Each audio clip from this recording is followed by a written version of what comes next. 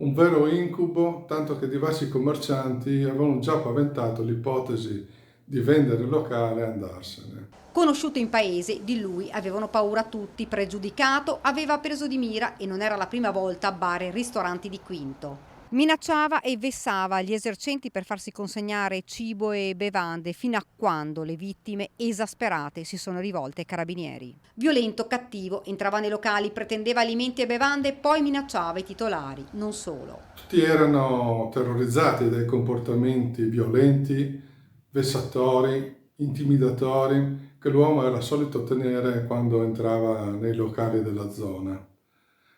Bar e ristoranti tenuti praticamente sotto scacco dalle insistenti minacce di distruggere tutto e di fare del male a chiunque. Ordinava di tutto, consumava e poi pretendeva di andarsene senza ovviamente pagare. Per mesi ha tenuto sotto scacco i titolari di bar soprattutto, ma anche ristoranti. Atteggiamento intimidatorio e provocatorio diretto anche agli avventori, clienti abituali che non entravano più nemmeno nei locali in presenza dell'uomo. Un danno doppio per gli esercenti. L'uomo, 46 anni, residente proprio a Quinto ed ora agli arresti domiciliari, non è nuovo a questi atteggiamenti. Del tutto refrattario ai rigori della legge, indifferente al provvedimento del questore di Treviso che gli vietava l'accesso nei locali pubblici della zona e i numerosi interventi delle forze dell'ordine, continuava imperterrito a frequentare i locali allo scopo di costringere i gestori e i clienti di bar e ristoranti ad offrirgli consumazioni di alcolici ed alimenti senza pagare.